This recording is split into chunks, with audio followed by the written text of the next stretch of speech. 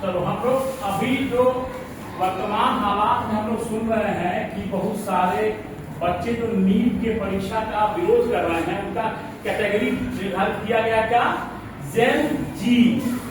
उसके बारे में तुम लोग को एक बार फिर से बता रहे हैं हम कि जेन जी आया कहां से। सबसे पहले एक कैनेडियन उपन्यासकार थे, किताब लिखते थे, डगलस कुपलैंड, कनाडा के थे डगलस कुपलैंड।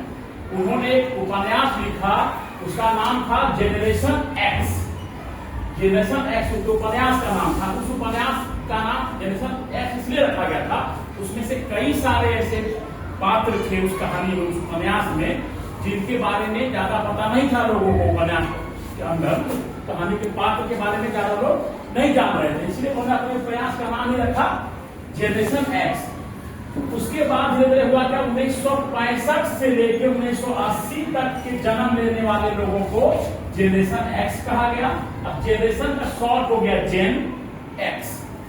15 साल के पीरियड में डिवाइड किया गया। हालांकि अलग अलग एक्सपर्ट अलग अलग टाइम पीरियड थोड़ा बताते हैं, थोड़ा अंतर होता है, लेकिन लगभग यही टाइम पीरियड है 15 साल का। 1965 से लेकर 1980 तक जेन एक्स, 1981 से लेकर 1996 तक जन्म लेने वाले लोगों को जेनरेशन वाई कहा गया, और 1997 से लेकर 2012 तक जन्म लेने वाले बच्चों को, लोगों को जेनरेशन जेड कहा गया। जेनरेशन जेड को जेन जी क्यों कहा गया, तो अमेरिकन इंग्लिश में जेड को जी प्रोनाउंसिएट किया जाता है, जी, इसीलिए उसको शॉर्ट में जेनरेशन जेड को शॉर्ट में क्या कहा जाने लगा, जेन जी।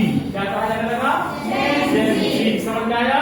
शुरुआत किसने की थी, डगलस कुपलैंड ने अपने उपन्यास में, उपन्यास का नाम था जेनरेशन एक्स। उसके विषय में शुरू किया गया 1965 से 1980 तक में जो जिन लोगों ने जन्म लिया उनको कहा गया जेनरेशन एक्स। 1981 से 1996 तक वाले जन्म लेने वाले लोगों को जेनरेशन वाई, और 1997 से लेकर 2012 तक जन्म लेने वाले लोगों को जेनरेशन जेड। जेनरेशन जेड को शॉर्ट में जेन जी कहा गया। क्यों कहा गया, क्योंकि जी जेड को जी कहा जाता है अमेरिकन इंग्लिश में, इसलिए जेन जी हो गया। अब 2012 के बाद जन्म लेने वाले बच्चों को कहा जाता है अल्फा जेनरेशन। क्या बोला जाता है, अल्फा जेनरेशन। तुम लोग क्या हो, अल्फा जेनरेशन से हो। ठीक है, धन्यवाद।